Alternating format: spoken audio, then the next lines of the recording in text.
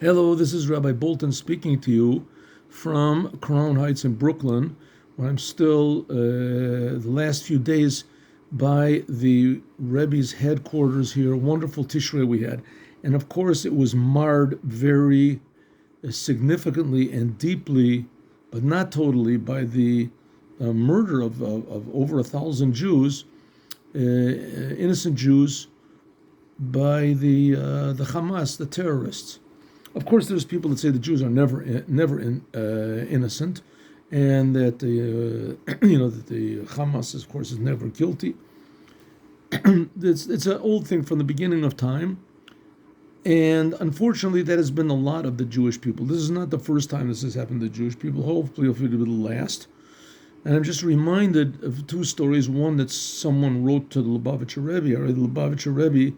Behold, Lubavitcher Rebbe, he started to be Rebbe in 1950, so he was basically Rebbe over all of these Jews that had survived the Holocaust, Jews, non-religious Jews. And one wrote to the Rebbe, and the Rebbe wrote him back that there is no explanation for the Holocaust, and there's no explanation for Jewish suffering at all.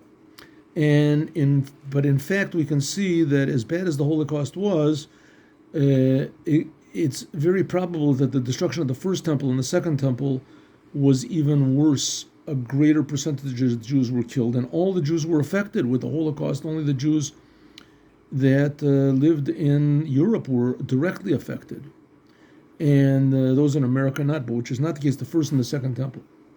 So we see that unfortunately the Jewish people have experienced many tragedies, and indeed Judaism is based on tragedy. Abraham, the first Jew, was declared to be the first Jew by God, not because he did 10 miracles or won 10 wars or wrote 10 books, but because he went through 10 terrible, awesome tests that God indicated to him that maybe he should stop believing in God. God made promises, he didn't keep his promises. In fact, even to this very day, God has not kept the promises that he made to Abraham, that his children will be like the stars in the heavens and the sand on the sea, and that they would inherit the land of Israel. This has certainly not happened up to this very day. We're in the land of Israel, and we're worried about what America says and what this France says and what the Palestinians say, and we don't want to rid ourselves of the land.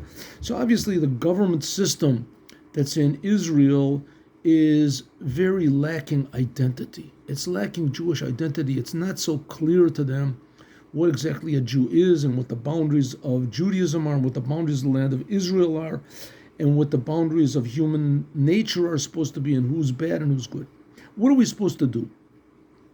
So the answer that we're supposed to do is the Rebbe wrote to some general that wrote to him immediately when there was the Yom Kippur War, when the situation was much worse. Our enemies were huge nations with huge armies, and they had broken through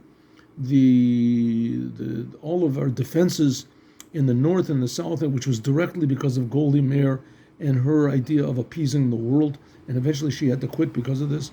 And Moshe Dayan and the other leaders of the government that thought that somehow or other the Jews were just a nation like every other nation, and that the laws of mankind applied to them also, which is not true. So first of all, we have to understand that the reason that these Jews were attacked was not because we're a conquering nation, because we're Jews. And that's the reason that all of these terrible things happened, and also the reason that Abraham had to suffer. Because he's a Jew. And Jewish people, their job is to be in the world and to make this world a good place. And the world is a terrible place. The world is a terrible, cruel place, and our job is to be in the world and to try to fix it up. And the world rejects this. The world resists this, and it must not in any way stop us. Once someone wrote to the Rebbe and said that he doesn't keep tefillin, doesn't put on tefillin, doesn't do the commandments because of Hitler. And the Rebbe said, you're giving a prize to Hitler. That's exactly what Hitler would have wanted, was the Jews should become weak and should lack enthusiasm in their Judaism and in their Jewish practice to do the commandments, to keep the Shabbat, to keep the customs even of Judaism. Because the more we express our Judaism in thought, speech, and action, as the weaker our enemies become. And the less that we're afraid of them, the more that they will realize that we're right and that we're doing what the Creator wants, and the Creator creates them also. So the message we can learn from above is that there is evil in the world, and that our job is to get our hands dirty, and it means to even to get our hands bloody, and to suffer the pangs of evil, because our job is to be in the world and to fix the evil, to be an example to the world, so that the whole entire world, even the evil people, will turn to the Creator of the universe. And that's what Mashiach will do. Like we say 3 times a day in the Aleinu prayer, Yifnu elecha kol rishei oretz. So we must strengthen ourselves and be positive and be certain without any doubt that Mashiach is coming. And despite all of the frustrations and all of the disappointments we've had for the last 2,000 years since the temple was destroyed, for the last 4,000 years since Abraham, nevertheless we can be assured that all of those frustrations are part of the darkness of the world that we come to fix up.